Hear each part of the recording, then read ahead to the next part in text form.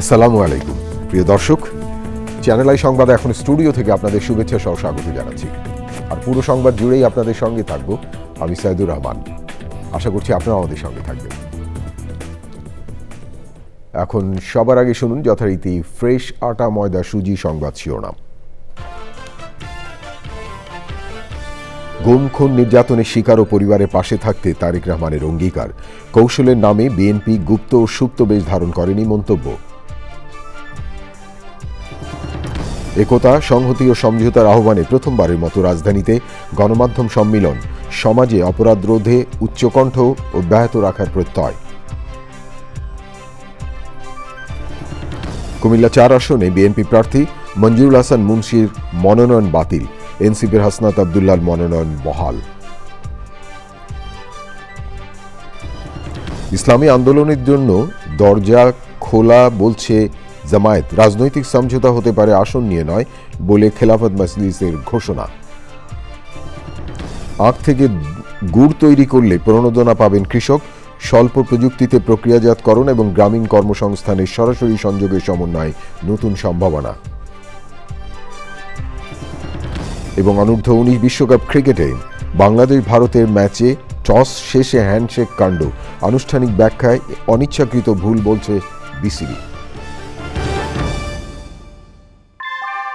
ভূমিকম্প সহনীয় most durable দেশের প্রথম থার্মেক্স রড সালাম স্টিল। সালাম স্টিল বোঝে ডিউরেবিলিটি। সালাম স্টিল, মোস্ট ডিউরেবল স্টিল। ধন্যবাদ প্রিয় দর্শক আমাদের সাথে যোগ দেওয়ার জন্য। এতক্ষণ সংবাদ শিরোনাম শুনলেন, চলুন যাওয়া যাক পুরো খবরে। আর এখনকার এই সংবাদ আয়োজন একই সঙ্গে চ্যানেল আই ইউটিউব চ্যানেলে এবং channel I OTT platform I স্ক্রিনে লাইভ স্ট্রিম হচ্ছে। ক্ষমতায় গেলে স্বৈরাচার বিরোধী আন্দোলনে শহীদ পরিবারের পাশে থাকার ঘোষণা দিয়ে বিএনপি চেয়ারম্যান তারেক রহমান বলেছেন, ন্যায় বিচার নিশ্চিত করতে হলে জনগণের আকাঙ্ক্ষিত গণতান্ত্রিক সরকার প্রতিষ্ঠা করতে হবে। রাজধানীতে বিগত সরকারের সময় গুম খুন ও নির্যাতনের শিকার পরিবারের সদস্যদের সাথে মত বিনিময় তিনি বলেছেন, কৌশলের নামে কখনো গুপ্ত ও সুপ্ত বেশ ধারণ করেনি বিএনপি। গণতন্ত্রের পথে কেউ কেউ বাধা হতে চায় উল্লেখ করে তিনি বলেন, নির্বাচন কমিশনের কিছু ভূমিকা বিতর্কিত। প্রিয় দর্শক, দেখুন সহকর্মী রাহুল রায়ের রিপোর্টটি। স্বৈরাচার বিরোধী আন্দোলনে গুম খুন ও নির্যাতিতদের নিয়ে ধারাবাহিকভাবেই নানা আয়োজন করে আসছে আমরা বিএনপি পরিবার। আগের অনুষ্ঠানগুলোতে লন্ডন থেকে ভার্চুয়ালি যুক্ত হয়েছেন সংগঠনটির প্রধান পৃষ্ঠপোষক ও বিএনপির চেয়ারম্যান তারেক রহমান। তবে শনিবার রাজধানীর চীন মৈত্রী সম্মেলন কেন্দ্রে গুম খুন ও নির্যাতিতদের পরিবারের সঙ্গে সশরীরে মতবিনিময় করলেন তিনি। অনুষ্ঠানে অংশগ্রহণকারীদের ক্ষোভ আর কষ্টের কথা শুনে আবেগপ্রবণ হয়ে পড়েন তারেক রহমান। বক্তব্যে স্বৈরাচার বিরুদ্ধে আন্দোলনে শহীদদের সবসময় স্মরণে রাখার কথা বলেন বিএনপি চেয়ারম্যান। ইনশাআল্লাহ আমাদের দল বাংলাদেশের মানুষের সমর্থন নিয়ে রাষ্ট্র গঠনে, সরকার গঠনে সক্ষম হলে পরে আমরা এই শহীদ পরিবারদের নামে রাষ্ট্রের, দেশের গুরুত্বপূর্ণ সড়ক কিংবা রাষ্ট্রের বিভিন্ন গুরুত্বপূর্ণ সরকারি বেসরকারি স্থাপনার নামকরণ করব, যাতে প্রজন্মের পর প্রজন্ম এই শহীদদেরকে গৌরবের সাথে স্মরণ রাখতে পারে। শহীদদের নিয়ে দলের পরিকল্পনার কথা তুলে ধরতে গিয়ে নির্বাচন কমিশনের ভূমিকা নিয়েও কথা বলেন তারেক রহমান। সকল শহীদদের আত্মত্যাগকে জনমনে স্মরণীয় করে রাখতে আগামী দিনে বিএনপি কিছু পরিকল্পনা গ্রহণ করেছে। যদিও নির্বাচন কমিশনের বাধ্যবাধকতার কারণে এই মুহূর্তে আমি হয়তো বিস্তারিতভাবে সেই পরিকল্পনা আজকের এই অনুষ্ঠানে তুলে ধরতে পারছি না, কিন্তু তারপরে বলতে যদিও কষ্ট হচ্ছে যে আমরা দেখেছি নির্বাচনের কমিশনের রিসেন্টলি কিছু বিতর্কিত ভূমিকা বা বিতর্কিত অবস্থান। তারপরেও রাজনৈতিক একটি দায়িত্বশীল রাজনৈতিক দল হিসাবে আমরা ধৈর্যের পরিচয় দিতে চাই। গণতন্ত্র আর ন্যায় বিচার নিশ্চিত করার কথা বলেন বিএনপি চেয়ারম্যান।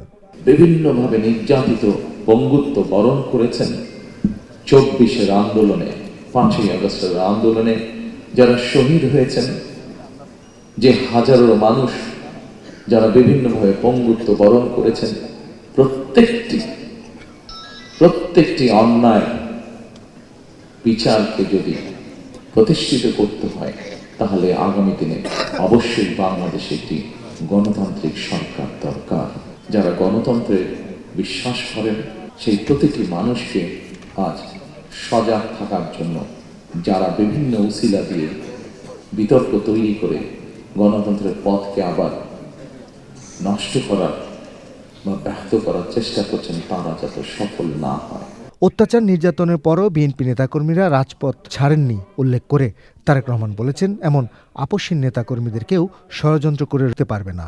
কৌশলের নামে গুপ্ত কিংবা সুপ্ত বেশ ধারণ করেনি বিএনপির কর্মীরা।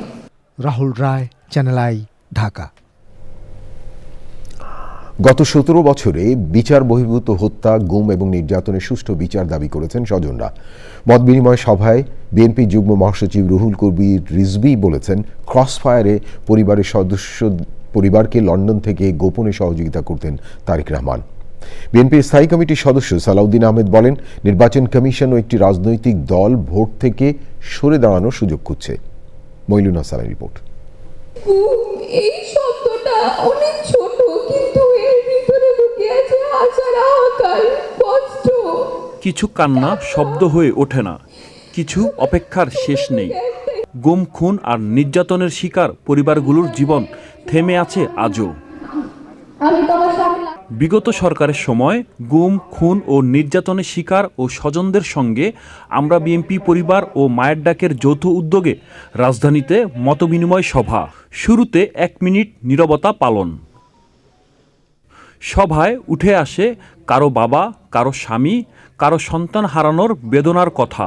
এই যে ছোট ছোট সন্তানরা কাঁদছে বাবার জন্য, এগুলো দেখে আমরা সকলেই একসাথে বসে হাত ধরে কাঁদতাম। সবার একই দাবি, গুম, খুন ও নির্যাতনের সুষ্ঠু বিচার। 13 বছর হয়ে গেছে, আমি আমার বাবাকে দেখি না। মতবিনিময় সভায় অংশ নেন বিএনপির চেয়ারম্যান তারেক রহমান ও দলের কেন্দ্রীয় নেতারা। স্বজনদের আর্তনাদ ছুঁয়ে যায় তাদেরও। গুমের শিকার বিএনপির স্থায়ী কমিটির সদস্য সালাউদ্দিন আহমেদ বলেন, যারা গণতন্ত্রে উত্তরণের পথকে বাধাগ্রস্ত করতে চায় তাদের ছাড় দেওয়া হবে না। অনেকেই বক্তব্য দিয়েছে যে আমরা অন্তত জানাজা দিতে পেরেছি স্বামী,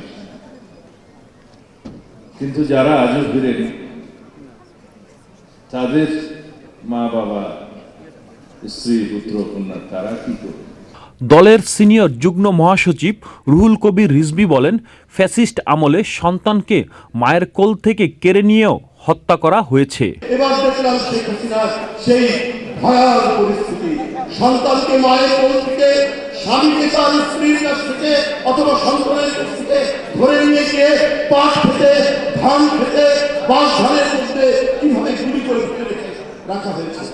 বিএনপির চেয়ারম্যান তারেক রহমানের নেতৃত্বে গুম, খুন ও নির্যাতনকারীদের বিচার হবে বলে আশা প্রকাশ করেন ভুক্তভোগী ও স্বজনরা। Mainul Hasan, Channel I, Dhaka.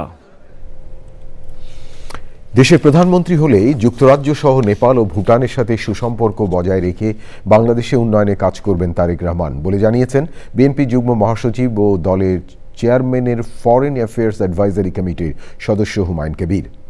সন্ধ্যায় বিএনপির গুলশান কার্যালয়ে দলের চেয়ারম্যানের সঙ্গে যুক্তরাজ্যের হাই কমিশনার ও দুদেশের রাষ্ট্রদূতের সাক্ষাৎ শেষে তিনি একথা বলেন, তারেক রহমান প্রধানমন্ত্রী হলে দুই দেশের উন্নয়ন ও বন্ধুত্বমূলক সম্পর্ক বজায় রাখতে কাজ করতে চায় যুক্তরাজ্য। বিএনপি যুগ্ম মহাসচিব আরও বলেন, যুক্তরাজ্য, নেপাল ও ভুটানের কূটনীতিকদের সাথে রাষ্ট্র বিনির্মাণে পরিকল্পনার কথা তুলে ধরেন তারেক রহমান। এ সময় তারেক রহমানের পরিকল্পনাকে স্বাগত জানিয়ে অঙ্গীকার ব্যক্ত করেন তারা।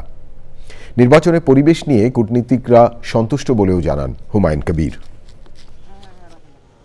চেয়ারম্যান সাহেব আপনার সবকিছু বিবেচনা করে দেশের স্বার্থে আমরা যে দেশের সাথেই সম্পর্ক করব আমাদের দেশের স্বার্থেই করব, এবং যেটা আমাদের মিউচুয়াল রেসপেক্ট, মিউচুয়াল ইন্টারেস্টকে বজায় রাখবে, এই ক্ষেত্রেই করব। তো এই মিউচুয়াল ইন্টারেস্ট, দেশের স্বার্থকে প্রাধান্য দিয়ে এই এক্সচেঞ্জগুলো হচ্ছে। বাংলাদেশে গণতন্ত্র প্রতিষ্ঠা করবে বাংলাদেশের মানুষ, স্বৈরাচারকে বিতাড়িত করছে বাংলাদেশের মানুষ, বাংলাদেশের মানুষই প্রতিষ্ঠা করবে।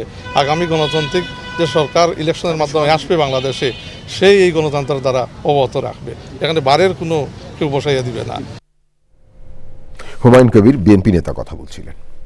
সাংবাদিকদের ঐক্যবদ্ধ থাকার আহ্বান জানিয়ে সম্পাদকরা বলেছেন, এটি যেন কেবল একটি শূন্যগর্ভ স্লোগান না হয়, সব অশুভ ও শোষণের বিরুদ্ধে সংহতি যেন সবসময় থাকে। গণমাধ্যম সম্মেলনে সাংবাদিকরা সমাজে অপরাধ রোধে উচ্চকণ্ঠ অব্যাহত রাখার প্রত্যয় জানান। তারা বলেন, স্বাধীন সাংবাদিকতায় বিশ্বাস করলে সরকারই লাভবান হয়। দেখুন রিজভী নওয়াজের রিপোর্টটি। মব সৃষ্টি করে যা খুশি তাই করা, কথা বলার অধিকার কেড়ে নেওয়া, পুড়িয়ে মানুষ মারা, সর্বোপরি মানবিক মূল্যবোধ ধ্বংসের বিরুদ্ধে আবারও এক হলেন সাংবাদিকেরা। কৃষিবিদ মিলনায়তনে সম্পাদক পরিষদ এবং সংবাদপত্র মালিকদের সংগঠন নোয়াবের উদ্যোগে সব মত পথে সংবাদকর্মীরা শপথ নিলেন পেশার মর্যাদা পুনঃপ্রতিষ্ঠার। সরকার, আপনি মনে রাখবেন, আপনাকে কেউ সত্য কথা বলবে না, আপনার দলীয় লোকরা বলবে না ভয়ে, এবং আপনার সরকারের ব্যুরোক্রেসি বলবে না, আপনার সরকারের ইন্টেলিজেন্স কমিউনিটি বলবে না। তারা সবসময় আপনাকে প্রশংসার জগতে আবদ্ধ রাখবে। স্বাধীন সাংবাদিকতা হচ্ছে একমাত্র প্রতিষ্ঠান যারা আপনাকে সত্য কথা বলবে। আমাদের অতীত অভিজ্ঞতা ভালো ছিল না। অতীতের সময় সব কাজ, সব বক্তব্য, সব অবস্থান, সব পরিস্থিতি, সব অনুযায়ী যা আমরা করেছি হয়তো ঠিক ছিল না। অনেক বেশি আলোচনা করার সুযোগ আছে। এই তর্কগুলো, বিতর্কগুলো অনেক বিলম্ব হলেও এখন হচ্ছে।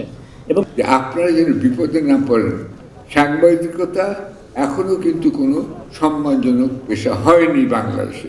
অত্যন্ত দুঃখের সঙ্গে আমাকে বলতে বাধ্য যে আমি যখন প্রথম দায়িত্ব শুরু করি তখন 2 জন এমপ্লয়ি যারা নিচ্ছিলেন তাদের বাবারা বলেছিলেন, সাংবাদিকতা ওরা তো সাংঘাতিক লোক, ছন্দ করেই বলতেন, এরা চাঁদাবাজি করে। সুতরাং আপনারা যে খুব সম্মানজনক অবস্থায় আছেন তা নয়, অথচ আপনাদের সম্মানজনক অবস্থায় যেতে হবে। বাংলাদেশ একটা রক্তক্ষয়ী স্বাধীনতা যুদ্ধের ভেতর দিয়ে অত্যন্ত ন্যায্যভাবে প্রতিষ্ঠিত হয়েছে। সেই ঐতিহাসিক প্রমিসেসের প্রতি যারা এইখানে প্রতিশ্রুতিবদ্ধ থাকবেন তাদের সবার সঙ্গে আমরা কাজ করব। সাংবাদিকরা বললেন, দায়িত্বশীল ও সাহসী সাংবাদিকতা চলবে, ভয় দেখানোর চেষ্টা ব্যর্থ হবে। নেতৃত্বের এই দৃঢ় উচ্চারণ তাদের আশাবাদী করে তুলেছে। গুণগত যে পরিবর্তনের যে আকাঙ্ক্ষা, যে জনপ্রত্যাশা, সেটার প্রতিফলন আমরা দেখতে চাই। আমরা সেটার হিসাব আমরা কড়াই গণ্ডায় নিতে চাই। আমাদের সাংবাদিকদেরকে ঐক্যবদ্ধ হওয়া, এক সামিয়ানা তলে সমবেত হওয়া। আমাদের মধ্যে বিভেদ আমাদেরকে ভুলে যেতে হবে। আয়োজকরা জানান, ঢাকার মতো বিভাগীয় পর্যায়ে গণমাধ্যম সম্মেলন করার কথা ভাবছেন তারা। Rizvi Nawaz, channel I, Dhaka. Engineer সাহেব, বাড়ির ডিজাইন তো হলো, কিন্তু কোন রড দিয়ে বাড়ি বানাবো? অবশ্যই আকিজ ইস্পাত, কারণ ভালো মানের 500W রডের yield strength 500 MPa, tensile strength 625 MPa, আর সর্বোচ্চ গুণগত মানের আকিজ ইস্পাতের টেনসাইল স্ট্রেংথ 700 MPa, অর্থাৎ ভালো মানের রডের থেকেও 12% বেশি। বুঝেছি, এখনই অর্ডার করছি অধিক শক্তিশালী আকিজ ইস্পাত। আকিজ ইস্পাত, কমিটেড টু কোয়ালিটি। প্রিয় দর্শক, এবারে জাতীয় সংসদ নির্বাচন 2026।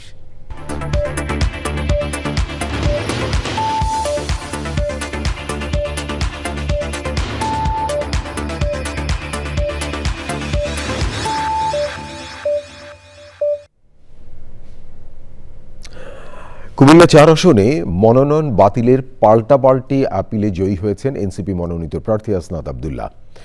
ঋণ খেলাপির অভিযোগে বিএনপির প্রার্থী মঞ্জুরুল হাসান মুন্সির মনোনয়ন বাতিল করেছে নির্বাচন কমিশন। এ আসনে হাসনাত আব্দুল্লাহর মনোনয়ন বহাল রেখেছে ইসি। প্রিয় দর্শক, আরও জানাচ্ছেন সাদি মাহমুদ। ত্রয়োদশ জাতীয় সংসদ নির্বাচন সামনে রেখে রিটার্নিং কর্মকর্তার আদেশের বিরুদ্ধে আপিল শুনানির 8ম দিন। কুমিল্লা 4 আসনের পাল্টাপাল্টি আপিলে একে অপরের প্রার্থিতা বাতিলের শুনানিতেই ছিল সবার নজর, যেখানে জয়ী হয়েছেন এনসিপি মনোনীত প্রার্থী হাসনাত আব্দুল্লাহ। নির্বাচনের সিজন আসলে ওনার যেই মনে হয় যে ওনার কিছু টাকা দিতে হবে বা কোর্টকে ম্যানেজ করার, এই বিষয়গুলো আমরা তখনই এনেছিলাম, কিন্তু তখন আমলে নেইনি। যেটি আবার আমরা নির্বাচন কমিশনে এসেছি, উনিও আমার বিরুদ্ধে এসেছেন, উনিও আমার বিরুদ্ধে সাবমিশন দিয়েছেন। ফ্রি, ফেয়ার অ্যান্ড পার্টিসিপেটরি ইলেকশনের জন্য যেই ত্যাগ সংগ্রাম, যে গুম খুন হত্যা হয়েছে নিপীড়ন নির্যাতনের মধ্য দিয়ে বিএনপি জামাত সহ ফেসিবাদ বিরোধী রাজনৈতিক দলের নেতাকর্মীদের যেতে হয়েছে, নির্বাচন কমিশন যদি এই ধরনের ঘটনাগুলোকে স্ট্রিক্টলি অ্যাড্রেস না করে তাহলে এই ফেসিবাদ বিরোধী লড়াইয়ে যারা রক্ত দিয়েছে তাদের সকলের রক্ত বৃথা যাবে। তবে প্রার্থিতা ফিরে পেতে উচ্চ আদালতে যাওয়ার কথা জানিয়েছেন কুমিল্লা 4 আসনের বিএনপি মনোনীত প্রার্থী। দ্বৈত নাগরিকত্ব বিষয়ে আপিল শুনানির সময় কমিশনে উত্তাপ ছড়ায়, এজন্য আধা ঘন্টার বেশি সময় শুনানি বন্ধ থাকে। আপনার আইনজীবীদের সঙ্গে বা তাদের সঙ্গে সামান্য এই হয়েছে এবং নির্বাচন কমিশন বলেছে যে আপনারা এই জিনিসটা ভুলে যান এবং এই ধরনের কোনো ঘটনা যেন আগামীতে কখনো না হয়, অন্তত সেটা তো একটা কোর্ট রুমের মতো। কমিশন এবং প্রত্যেকটা আইনজীবী যখন একটা অত্যন্ত একাডেমিক পরিবেশে তাদের সাবমিশনগুলো রাখছিলেন, ঠিক সেই সময়ে আলোচনা শেষে আব্দুল আওয়াল মিন্টু এক আইনজীবীর কাছে তেরে আসেন এবং সেটির জন্য আমরা কমিশনের দৃষ্টি আকর্ষণ করেছি যে কমিশন যেন তাকে ওয়ার্নিং দেয় এবং এই ধরনের আচরণের জন্য পুনরাবৃত্তি না ঘটে। ইসিতে আপিল শুনানি শেষ হবে রোববার। সাদি মাহমুদ, চ্যানেল আই, ঢাকা। নির্বাচনের পরিবেশ নিয়ে উদ্বেগ প্রকাশ করেছেন জাতীয় পার্টির মহাসচিব শামীম হায়দার পাটোয়ারি। নির্বাচন কমিশনে সাংবাদিকদের তিনি বলেন, ইসির আপিলে এসেও অনেকে মবের শিকার হচ্ছে। এ ঘটনায় আইনশৃঙ্খলা পরিস্থিতির উন্নতি ঘটনার তাগিদ দিয়েছেন শামীম হায়দার পাটোয়ারি।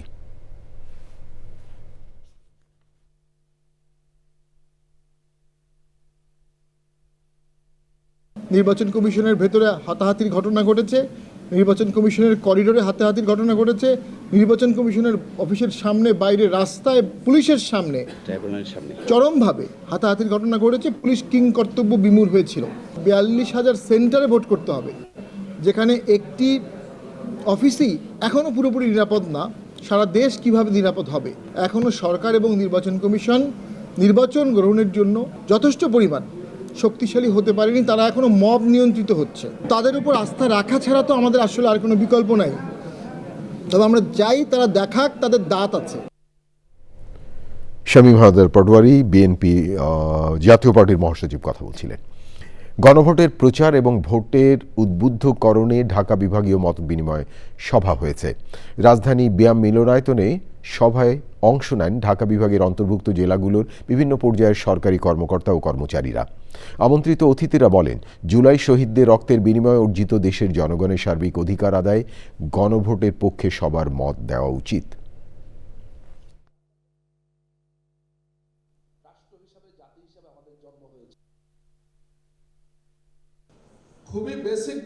যে সকল জনগণ অক্ষরজ্ঞান সম্পূর্ণ নয়, যারা হ্যাঁ অথবা না বুঝবে না, তারা কিভাবে ভোট দেবেন? তারা ভোট দেবেন মার্কা দেখে। সেই মার্কাটা কি? রাজনৈতিক দলের যেমন সাদা ব্যালটে মার্কা আছে, গোলাপি ব্যালটে মার্কা আছে, টিক চিহ্ন। গণভোটের মার্কা হচ্ছে টিক চিহ্ন। ঠিক যারা মানে ফিজিক্যালি চ্যালেঞ্জড কিংবা ডিফারেন্টলি এবলড, আমরা যেভাবে বলবো, তাদেরকে যেভাবে আপনারা সহযোগিতা করেছেন অতীতে, সেভাবেই করবেন। ইউরোপীয় ইউনিয়নের নির্বাচন পর্যবেক্ষক দলের উপপ্রধান ইন্তা লাসে বলেছেন, নির্বাচনে হস্তক্ষেপ নয়, কেবল পর্যবেক্ষণ করবেন তারা। আনুষ্ঠানিকভাবে কাজ শুরুর আগে সাংবাদিকদের সে কথা জানিয়ে তিনি আরও বলেন, কোনো ব্যত্যয় পাওয়া গেলে সেগুলো প্রতিবেদনে উল্লেখ করা হবে। তিনি আশা করেন এমন কোনো পরিস্থিতি তৈরি হবে না যাতে সিকিউরিটি অ্যালার্ট জারি করতে হয়। পান্থ রহমান জানাচ্ছেন বিস্তারিত। আনুষ্ঠানিকভাবে কাজ শুরু করেছে ইউরোপীয় ইউনিয়নের নির্বাচন পর্যবেক্ষক দল। সকালেই দেশের বিভিন্ন প্রান্তের উদ্দেশ্যে রওনা হন ইউরোপের বিভিন্ন দেশের 56 জন দীর্ঘমেয়াদী পর্যবেক্ষক। Madaripur, we will also cover Shoriatpur and Gopalganj. So we are traveling there today and we are going to observe the pre-electoral administration. ছোট্ট আনুষ্ঠানিকতায় পর্যবেক্ষকদের দিক নির্দেশনা দেন দলের উপপ্রধান।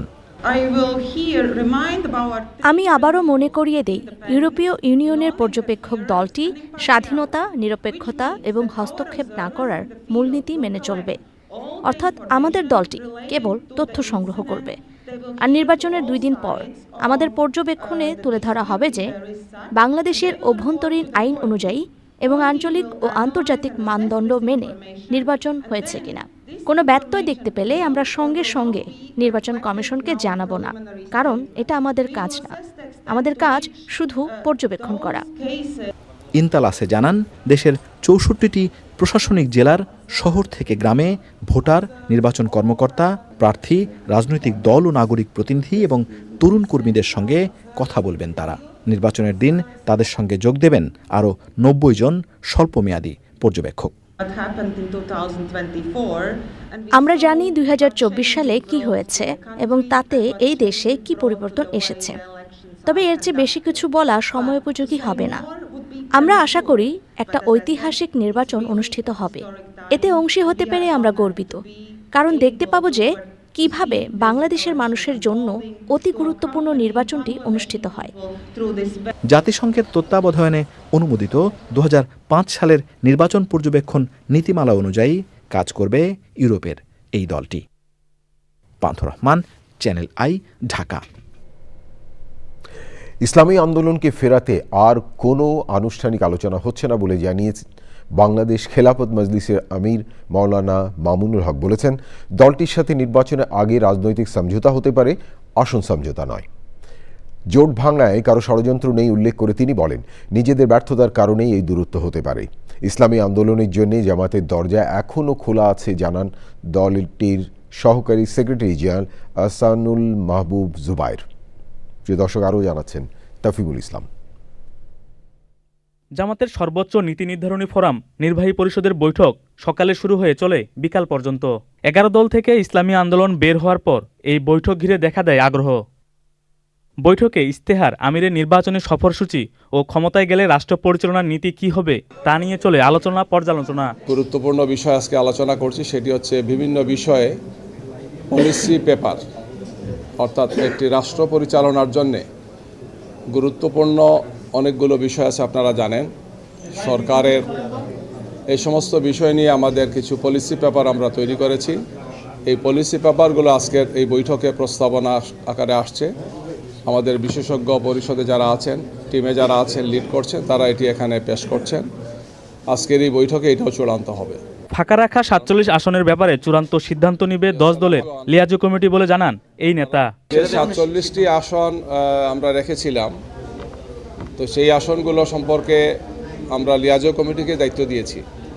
লিয়াজো কমিটি যেটা আছেন তারা সেটা বিষয়ে আলোচনা করছেন এবং সেটা একটি আলোচনা করে ওনারা সিদ্ধান্তে পৌঁছার পরে চূড়ান্ত সিদ্ধান্ত হলে আপনারা জানবেন ইনশাআল্লাহ। এদিকে জামায়াতে ইসলামীর আমিরের সঙ্গে দেখা করেন আসন সমঝোতার দায়িত্বে থাকা বাংলাদেশ খেলাফত মজলিসের আমির মামুনুল হক। তো আমরা আর 19 তারিখের আগে এখন আর অন্য কোনো কিছুর এই মুহূর্তে সম্ভাবনা দেখছি না, বরং আমরা এটাই ধরে নিয়েছি গতকালকের ইসলামী আন্দোলন বাংলাদেশের প্রেস ব্রিফিংয়ের পরে যে ওনারা 300 আসনেই এককভাবে নির্বাচন করছেন, সেটা ধরে নিয়ে এখন আমরা আমাদের কর্মপরিকল্পনা সাজাচ্ছি। না, আমরা কারো ষড়যন্ত্রের এটাকে কৌশল মনে করছি না। আমরা মনে করছি যে এটা আমাদের ব্যর্থতা যে আমরা সকলে মিলিত হয়ে থাকতে পারলাম না।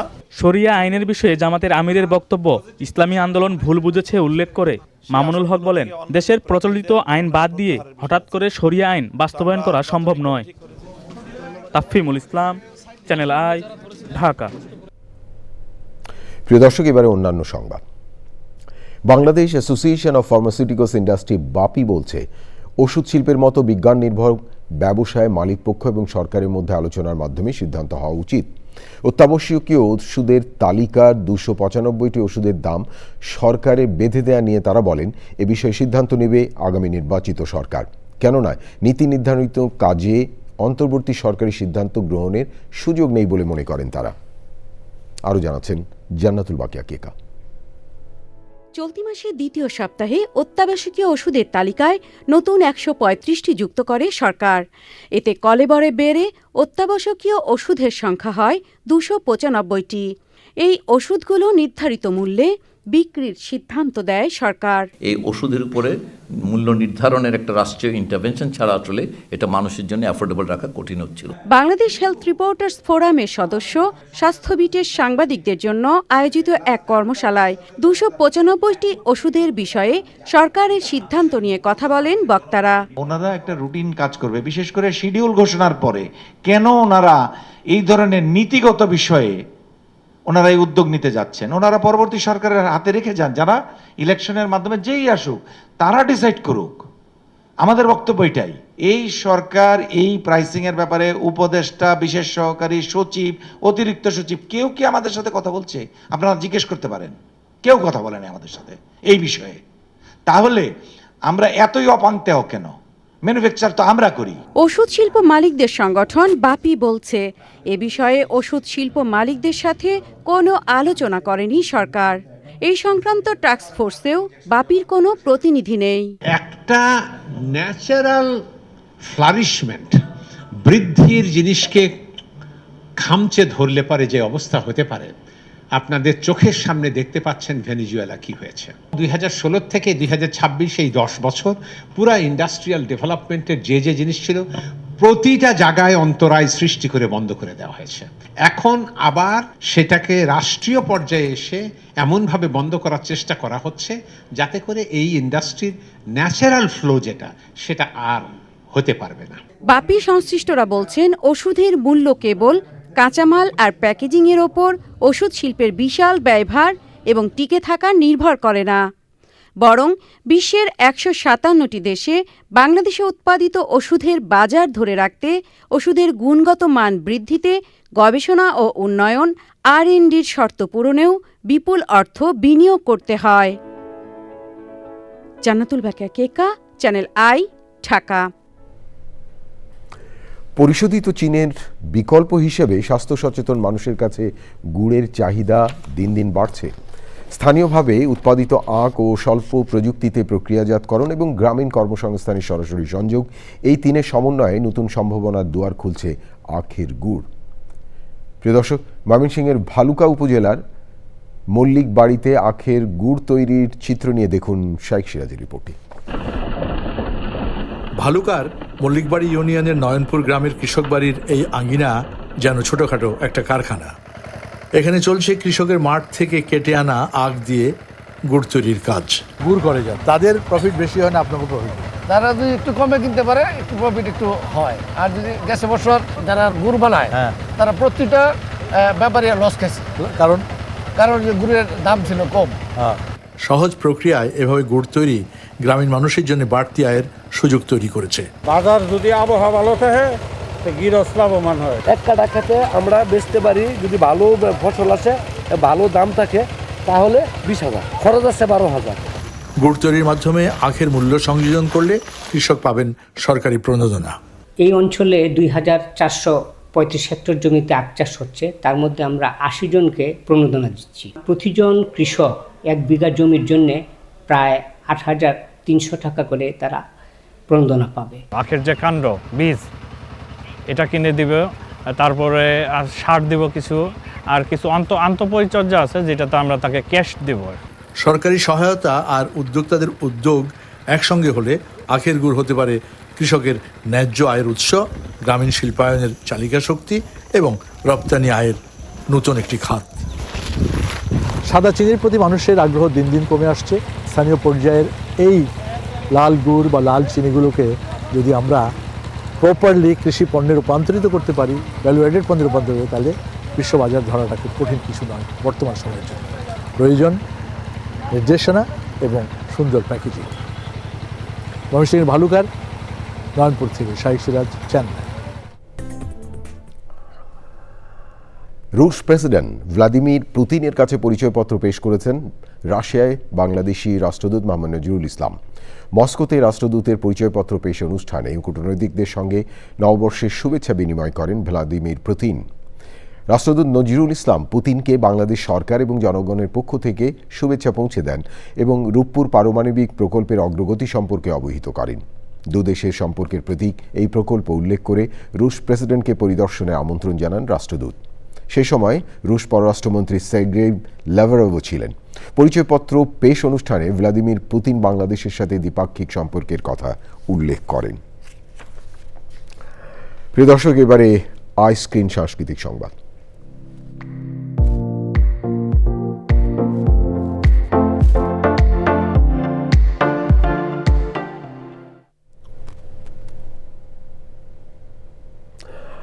চব্বিশতম ঢাকা আন্তর্জাতিক চলচ্চিত্র উৎসবের 8ম দিনে উৎসবের অন্যতম আকর্ষণ মাস্টার ক্লাস হয়েছে।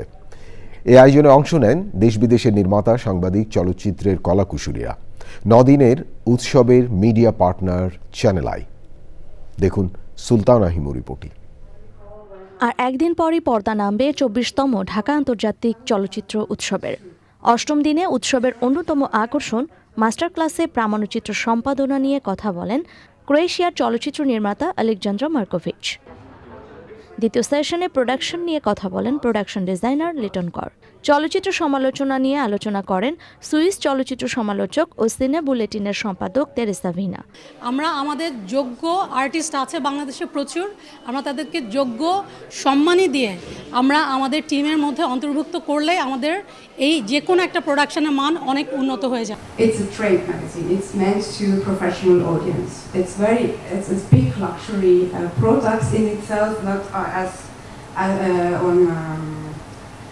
on itself as a product, but 9 দিনের ঢাকা আন্তর্জাতিক চলচ্চিত্র উৎসবের media partner channel I. Sultana Himu, channel I, Dhaka. অনুষ্ঠিত হল বাংলাদেশ বেতারের অনুষ্ঠান ঘোষক ও উপস্থাপকদের সংগঠন রেডিও অ্যানাউন্সার্স ক্লাব র্যাঙ্কসের মহাসম্মিলন। রাজধানী বাংলাদেশ জাতীয় আর্কাইভস অডিটোরিয়ামে দিনব্যাপী এই সম্মেলন অনুষ্ঠিত হয়। জাঁকজমকপূর্ণ এই আয়োজনে হয়ে ওঠে নবীন প্রবীণ বেতার ঘোষক এবং উপস্থাপকদের মিলন মেলা। সাংস্কৃতিক আয়োজনের মধ্য দিয়ে বেতার উপস্থাপনার নানা কৌশল এবং আচরণবিধি নিয়ে আলোচনা করেন আয়োজকরা।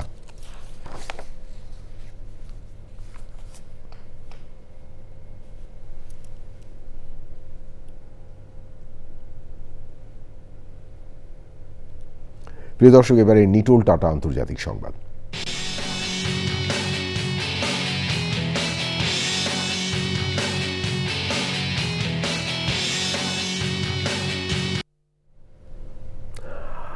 গ্রিনল্যান্ডের নিয়ন্ত্রণ প্রশ্নে যুক্তরাষ্ট্রের অবস্থানকে সমর্থন না করলে সংশ্লিষ্ট দেশগুলোর ওপর শুল্ক আরোপের হুমকি দিয়েছেন মার্কিন প্রেসিডেন্ট ডোনাল্ড ট্রাম্প। হোয়াইট হাউসে এক বক্তব্যে তিনি বলেন, জাতীয় নিরাপত্তার স্বার্থে গ্রিনল্যান্ড যুক্তরাষ্ট্রের জন্য অত্যন্ত গুরুত্বপূর্ণ। গ্রিনল্যান্ড ইস্যুতে যুক্তরাষ্ট্রের ডেমোক্রেট ও রিপাবলিকান আইন প্রণেতাদের একটি প্রতিনিধি দল ডেনমার্কের রাজধানী কোপেনহেগেনে বৈঠক করছে। দ্বিতীয় মেয়াদে ক্ষমতায় আসার পর থেকেই ট্রাম্প বারবার দাবি করে আসছেন ডেনমার্কের আধা স্বায়ত্তশাসিত অঞ্চল গ্রিনল্যান্ডের নিয়ন্ত্রণ যুক্তরাষ্ট্রের হাতে থাকা উচিত। প্রয়োজনে শক্তি ব্যবহারের সম্ভাবনার কথাও জানান তিনি। এদিকে ইউরোপীয় নেতারা জানিয়েছেন, গ্রিনল্যান্ডের ভবিষ্যৎ নির্ধারণের অধিকার কেবল ডেনমার্ক এবং গ্রিনল্যান্ডের জনগণের। এই পরিস্থিতিতে ডেনমার্ক আর মিত্রদের সহায়তায় গ্রিনল্যান্ডে সামরিক উপস্থিতি বাড়িয়েছে। মার্কিন কংগ্রেস সদস্যরা বলছেন, ওয়াশিংটনের বক্তব্য যতটা উত্তপ্ত, বাস্তবতা ততটা নয়। তারা উত্তেজনা কমাতে কাজ করবেন। তবে গ্রিনল্যান্ডিয়ান ট্রাম্পের এমন বক্তব্য ইউরোপ সহ ন্যাটো সদস্য দেশগুলোর মধ্যে উদ্বেগ তৈরি করেছে। প্রিয় দর্শক, এবারে নিটোল টাটা বিশেষ সংবাদ।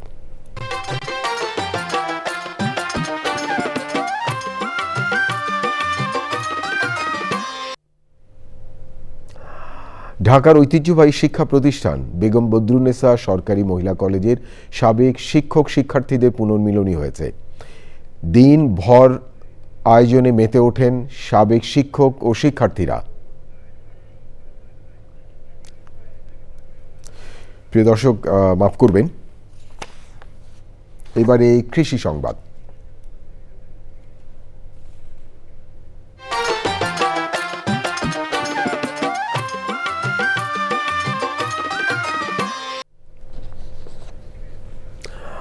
দীর্ঘদিন ধরে চলা শৈত্যপ্রবাহ আর ঘন কুয়াশায় গাইবান্ধার বোরো বীজতলার ক্ষতির মুখে পড়েছে। কুয়াশায় বীজতলায় রোপণ করা চারা বিবর্ণ হয়ে শুকিয়ে যাচ্ছে। এতে বোরো চাষের লক্ষ্যমাত্রা নিয়ে শঙ্কায় পড়েছেন কৃষক।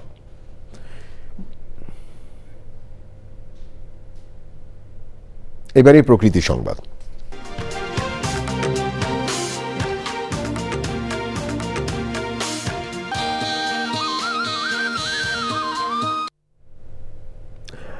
দিনাজপুরে বিএডিসির খামারে রয়েছে দেশি বিদেশি দুর্লভ গাছের সমাহার।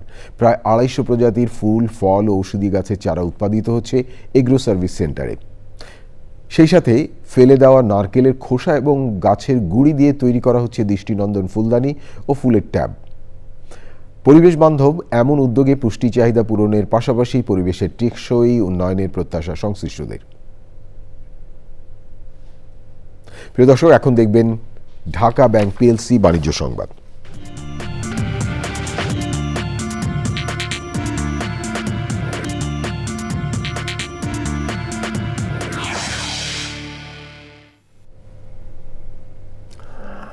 মার্কেন্টাইল ব্যাংকের বার্ষিক ব্যবসায়ী সম্মেলন হয়েছে। প্রধান অতিথি ছিলেন ব্যাংকের চেয়ারম্যান মোহাম্মদ আনোয়ারুল হক। বিশেষ অতিথি ছিলেন ব্যাংকের ভাইস চেয়ারম্যান মোহাম্মদ আব্দুল হান্নান, নির্বাহী কমিটির চেয়ারম্যান এম.এ. খান বেলাল, ঝুঁকি ব্যবস্থাপনা কমিটির চেয়ারম্যান মোহাম্মদ আব্দুল আউয়াল, পরিচালক এএসএম ফিরোজ আলম ও মোশাররফ হোসেন এবং ডিএমডি ও সিএফও ডক্টর তাপস চন্দ্র পাল। সভাপতিত্ব করেন ব্যাংকের ব্যবস্থাপনা পরিচালক মতিউল হাসান। সম্মেলনে ব্যাংকের 153টি শাখার প্রধান, 48টি উপশাখার ইনচার্জ সহ ঊর্ধ্বতন নির্বাহীরা অংশ নেন। প্রিয় দর্শক, থাকুন চ্যানেলের সঙ্গে, ফিরছি একটু পরে আরও খবর নিয়ে। আবারও বিরতি, আর বিরতির পর যা দেখতে পাবেন, ট্যানারি শ্রমিকদের সরকার নির্ধারিত ন্যূনতম মজুরি বাস্তবায়ন না হয় সাভারে সমাবেশ, শীঘ্রই বাস্তবায়ন না হলে আন্দোলনের হুঁশিয়ারি।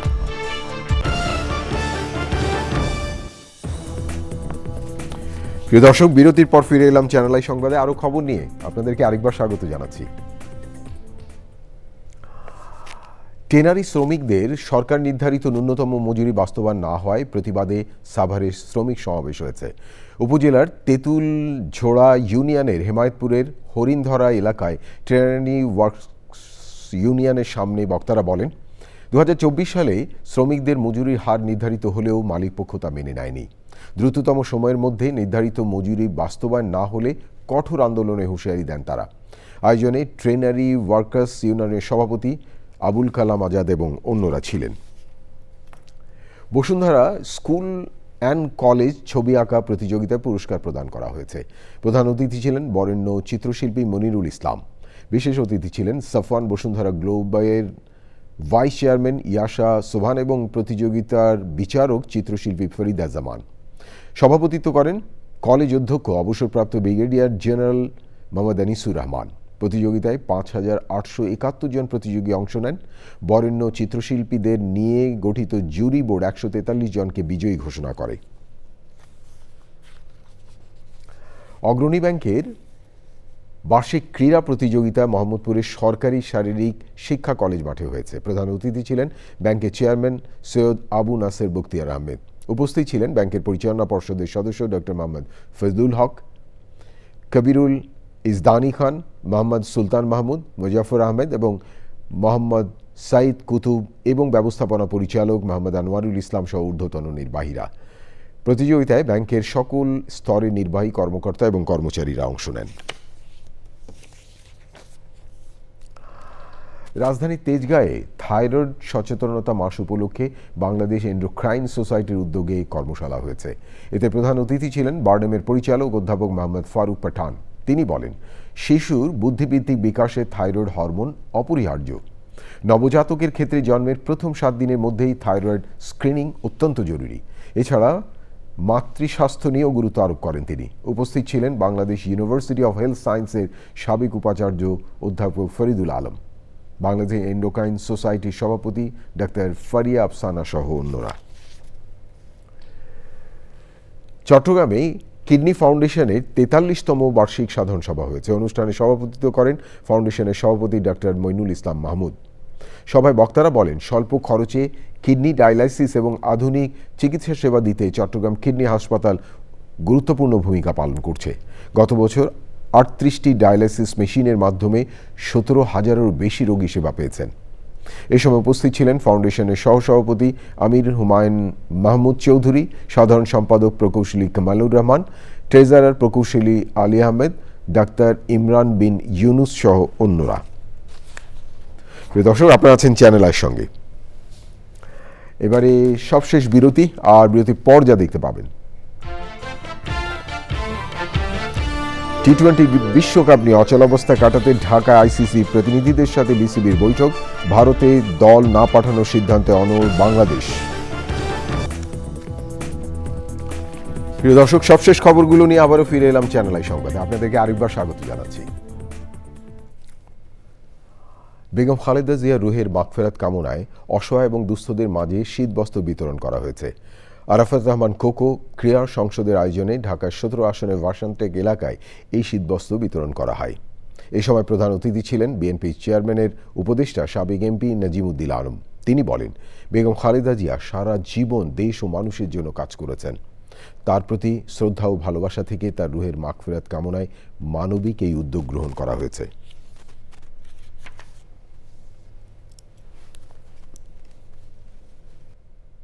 প্রিয় দর্শক, এই ছিল আপনাদের জন্য আমাদের সকল আয়োজন। তবে যাবার আগে ফ্রেশ আটা, ময়দা, সুজি সংবাদ শিরোনাম আরও একবার।